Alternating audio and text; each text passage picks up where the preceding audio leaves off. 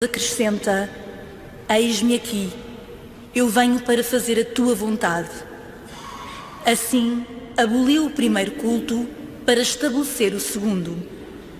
É em virtude dessa vontade que nós fomos santificados pela oblação do corpo de Jesus Cristo, feita de uma vez para sempre. Palavra do Senhor.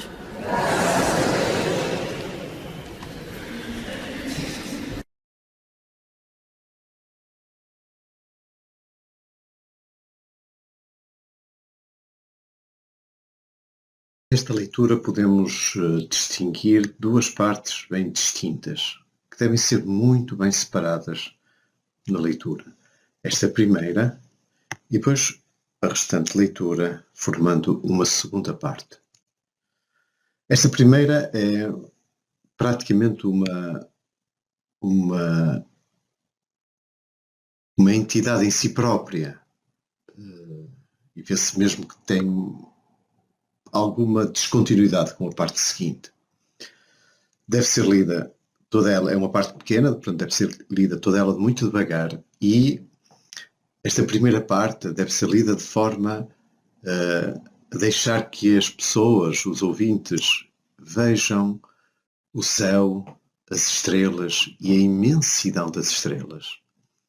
Deus levou Abrão, e cuidado a este Abrão, não é? Que vai aparecer várias vezes, não é Abraão, com dois As, mas Abrão. E diz ele de forma acentuada, de forma até exagerada. Deus levou Abrão para fora de casa e disse: olha para o céu, deixar as pessoas verem o céu, e conta as estrelas, se as puderes contar. Portanto, dar colorido a esta frase. E acrescentou, dar solenidade, assim será a tua descendência. E depois destacar muito, muito, muito bem esta frase, que teve uma posteridade muito importante, é uma das frases centrais da teologia de São Paulo, e dizê-la com toda a calma, com toda a solenidade também. Abrão acreditou no Senhor, o que lhe foi atribuído em conta de justiça.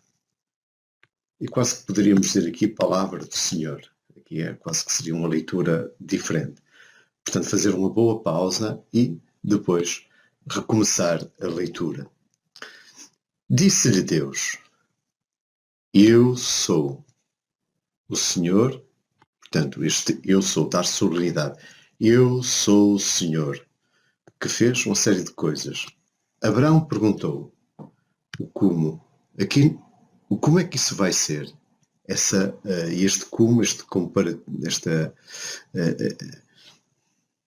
palavra deve ser lida dando-lhe alguma ênfase. Senhor meu Deus, como saberei que eu vou possuir? Como?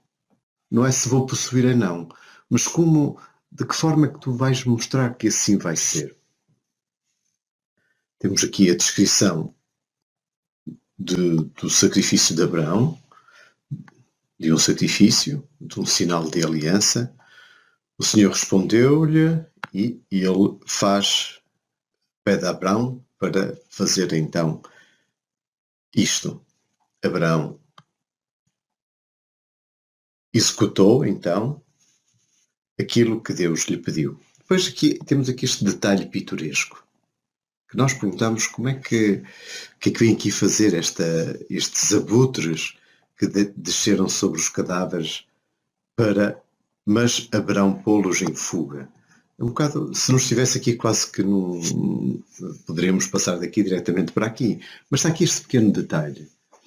E poderíamos ver, por exemplo, na literatura patrística, como é que os padres da Igreja leem este detalhe de Abraão afugentando os abutres.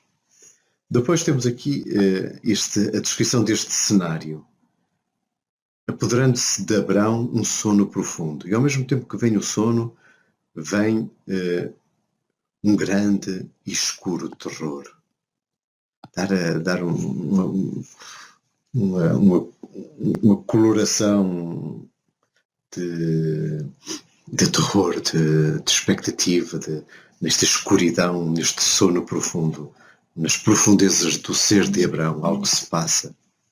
Depois aparece este bocado seguinte, o sol desaparece, Deus que passa pelas vítimas do Holocausto, e a conclusão, a parte final, nesse dia, dar a solenidade também esta conclusão.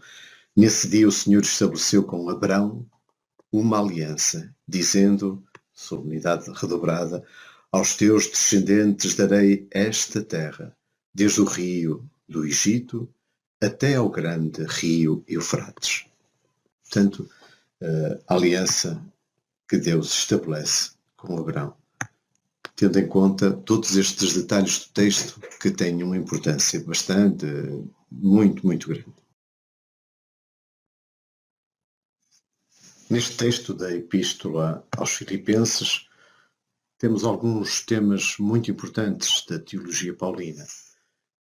Em primeiro lugar, esta expressão, sede meus imitadores.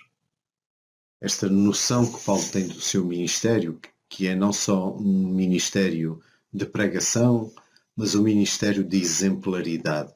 Ele põe-se como exemplo para os filipenses. Em Corinto, na Epístola aos Coríntios, na primeira Epístola, no capítulo 11, ele acrescenta, sede meus imitadores, como eu o sou de Cristo. Portanto, a imitação de Paulo não é uma imitação de Paulo como modelo, como um ídolo, é a imitação de Paulo na sua imitação de Cristo. Depois, uma teologia da cruz, a cruz de Cristo, porque aqueles que se opõem a Paulo vê-os como inimigos da cruz. Porque Paulo diz, noutra passagem, toda a nossa glória está na cruz. A cruz de Cristo como sinal supremo de quem é Cristo. E, portanto, quem se opõe a Cristo, opõe-se no fundo à cruz de Cristo. É a oposição maior. E depois ele descreve na parte seguinte, portanto, fazendo as diversas separações dos diversos elementos temáticos do texto, ele descreve como são essas pessoas que ele classifica como inimigos da cruz de Cristo. São pessoas que vão à sua perdição, que têm por Deus o ventre, que se orgulham da sua vergonha e só apreciam as coisas terrenas, pessoas ligadas à terra. Aqui, no plano de fundo deste texto, deste pequeno texto, está a circuncisão. E é por isso que, se continuamos na circuncisão, então a cruz de Cristo não vale nada. E se não vale nada, nós tornamos-nos inimigos da cruz de Cristo.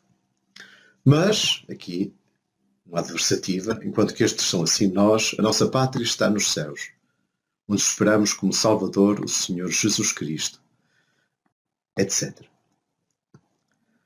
E depois desta oposição entre aqueles que são inimigos de Cristo, inimigos da cruz de Cristo, não imitando Paulo, e nós, vem um portanto, quer dizer, então, se assim é, meus amados e queridos irmãos, minha alegria e minha coroa, permanecei firmes no Senhor.